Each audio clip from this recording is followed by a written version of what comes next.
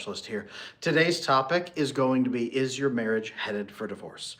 This is not meant to scare you. I really want to have this conversation with anybody out there who needs to be hearing it. Did you know the number one month for the entire year for divorces being filed is August? Did you know that we are just 2 months away from August? We have June, we're already partway into that. We have July, boom, filing. A lot of people go through this summer and they say, one last attempt, one last effort, one last try. I'm having a lot of people come in for that one last try right now. I'm hearing a lot of people doing that. If you're there, I want you to know this talk today should help you understand what your odds are. I also have a great resource coming for you in the next couple of weeks. It's the How to Build a Secure Marriage course. If there's a way to save your marriage, this course will show you how to do it. Based on any couples who are premarital, who are just getting in, want to build a great system, couples who've been married for a year or two or a couple years, have a couple kids, things are starting to lose the spark, you want to get it back, or couples who are fighting every day and you're ready to end things and you just want to path through. This course is for all of you. It's coming in a couple months. If you want the early bird discount special, make sure you are signed up to my newsletter. If you're not, it's in the description below. It's also on my website, adamlanesmith.com. Under resources, you click that, you click the attachment newsletter, free newsletter. You sign up there. I'm sending the early bird discount to anybody on my newsletter list. I'm warning you now. You want to get that course at a special discount, make sure you sign up for free. All right, today, number one predictor of divorce. What is it? Okay, it is not emotional intimacy. That's not it. It is not physical intimacy. It's not it. It's not playfulness. It's not the number of arguments you have. It's not even necessarily your attachment style.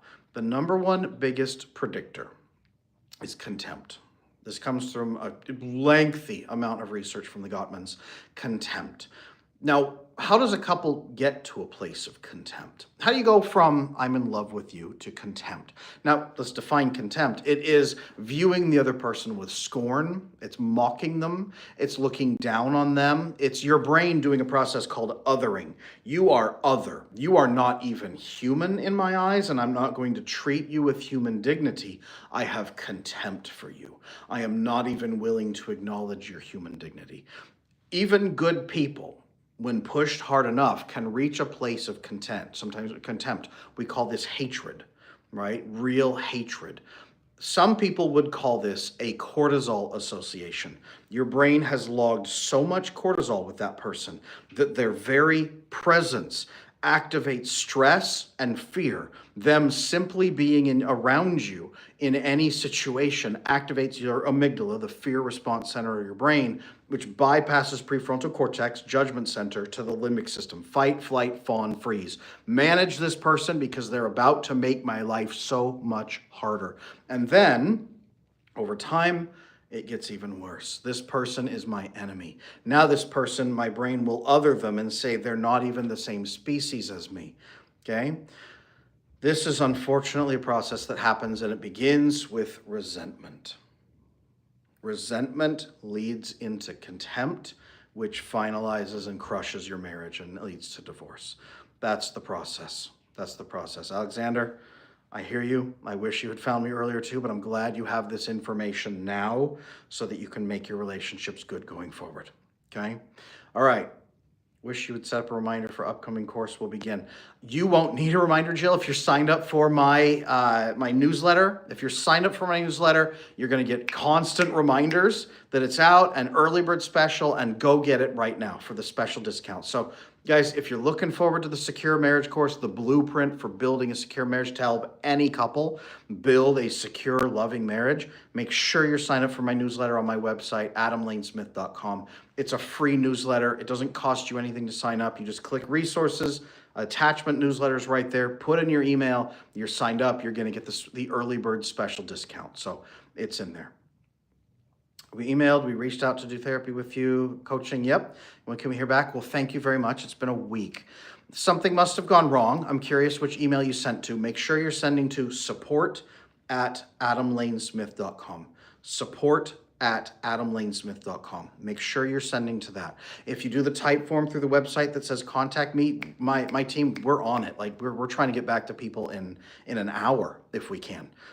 So if there's a problem, Malia, please let us know. But support@adamlanesmith.com. Just send us a direct email. We'll be on it fast. And as soon as we end this thing, I'll let my team know to expect it. I want to make sure we take care of you. So thank you for letting me know. Resentment. Guys, where does resentment come from? Because resentment grows into contempt, which is the number one predictor of divorce, because you no longer are even seeing people as humans worthy of dignity. And there's anger, disconnect, all of those problems. Your brain has othered them, and it's now impossible to really, almost impossible to come back from that. But where does resentment come from? Well, resentment is the process by which you deal with, number one, pain. Your partner bringing you pain. It could be something they're doing. We call this a positive, or not that it's good, but it's addition. They are adding pain to your life, either by something they're doing, or they're adding pain to your life by something that they're not doing. Right? Starvation, emotional hunger, feeling alone, neglected, undesired, unloved, uncared for, or they're bringing pain to your life in a number of ways. Now, the pain is probably fairly significant. It hits at a core need, and that pain is something that they're not fixing. You've told them about it. You've asked them about it. They aren't doing it. They've dismissed it. They've said you're crazy, or that's just how it is, or you're needy, you're too much, why are you complaining? They are not taking your pain seriously. So not only are they the source of your pain, but they don't take it seriously or care. From your perspective, they don't seem to care. As they don't seem to care at all, this begins the cycle of building resentment in you. You are hurting me. I've told you. You don't care. You're continuing. And I'm facing increasing fatigue or stress or consequences as a result of what you're doing. And again, you still don't care. That begins resentment. Now, resentment, again, continues to fester. And now you're both angry and fighting and bickering, and it's getting worse and worse and worse. More cortisol floods when they even just breathe. They walk in the room, you get a text message, and it's like, oh God, not you again. And they could be asking about, the groceries or something. It's just your brain forms a cortisol association. When I have pain, they make it worse. When I'm trying to do something, they get in my way and sabotage me. I don't like them. They're my enemy. That's what your brain is saying. Now, during all of this, it might be your spouse. You love them. But your brain hates them. These two things right here. I love them and I hate them because they're an enemy. They're a monster. They're not even human. That is a tiger lurking outside of my home who is trying to eat me. So your brain treats them like a dangerous predator and starts managing them that way. If you've ever wondered how a woman can go from I love my husband and I'm fully devoted to him to man, it would be so much easier if he was just if he would just die. I wish he would just drink himself to death and get it done with so we don't deal with him anymore during the divorce, right? If you've ever wondered that process, resentment, cortisol association, contempt, that's the pipeline. Men can do this too. Men can reach contempt as well. It's one of the horrible dark sides of attachment issues is leading to contempt and thinking the other person is responsible for your pain and not believing that they care and then dehumanizing them. Sometimes they don't care. Sometimes they don't care at all that they're hurting you. Some people even enjoy hurting others or benefiting from it. But let's assume for a moment that some of you are not in marriages with sociopaths. Let's assume for a moment that some of you are in a process where you're both hurting, you're both convinced the other person doesn't care, and you're both convinced that there's no way to fix it. Your brain will boil with resentment, both of you. You're going to fight more and have cortisol associations against each other, and you may reach a place of contempt against each other, one or both of you. Now, this is the death of marriage, and it doesn't have to be. Those are the marriages that are impacted by attachment issues, which can be fixed. That's exactly what I'm making this course for, is to show you, because here's the problem. If you're like me, and like many people, you didn't really grow up with a clear, exact blueprint of what a healthy relationship is supposed to be. Maybe you don't know what a marriage is supposed to be. Most people that come to me for coaching, I say, so What do you think men want from women? And what do you think women want from men? Really? Well, sex? Hugs? I don't know. Okay, well, what do you think the purpose is of an actual long term monogamous relationship like marriage? Well, companionship? Okay, well, how do you think those two people are supposed to function together? Well, they take care of each other? Like these are the answers. If you don't have a blueprint, guys, how are you going to build a marriage? You're going to fumble blindly through, confused about what to do. You need a blueprint. That's why I'm building the Secure Marriage video course. It's called How to Build a Secure Marriage. Pretty easy title, but you need that. Now, I'm going to give you a couple of pieces from that course today so that if you're in that, you don't wait the next couple of weeks. You can get started today because I want you to be working on this now. Is there a way to reconcile that? It's exactly the question right there. And how do I get my wife back? She resents me. The way to overcome resentment and cortisol association and even a little bit of contempt, the way to overcome some of that is not just to convince the other person you care. That's part of it.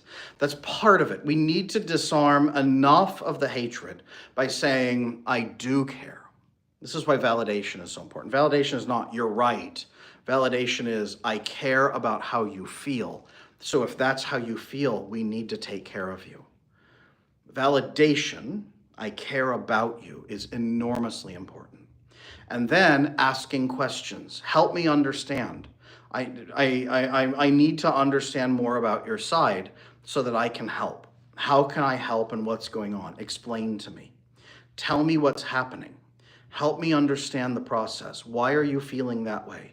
I don't get it. Please help me understand. I'm honestly very confused. Please help me understand so that I can then help. You help me understand, I will help fix it. I just don't get it. And as you begin to ask more questions, as you are not defensive, you're not taking abuse, but you're listening to even their frustration and anger, but you're listening and asking questions.